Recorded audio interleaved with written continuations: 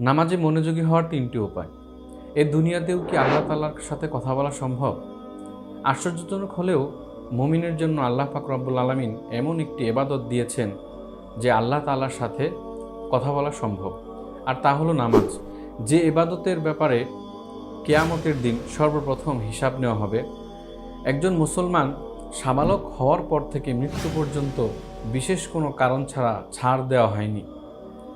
এমন গুরুত্বপূর্ণ ও মহিমান্বিত ইবাদত করার ক্ষেত্রেও আমাদের অলসতা, নানান ধরনের চিন্তা ঘিরে ধরে, ফলে সঠিকভাবে নামাজ আদায় করা সম্ভব হয় না।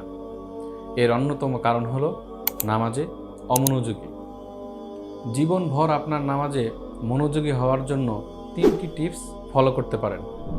আপনার নামাজে অভাবনীয় পরিবর্তন আসবে ইনশাআল্লাহ। 1.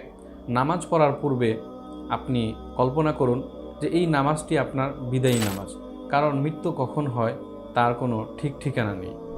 2. খুবই ধীরস্থিরভাবে নামাজের হকগুলো আদায় করুন। 3. অনুভব করুন আল্লাহ তাআলা আপনার সাথে কথা বলছেন। কেমন অনুভূতি হবে তখন?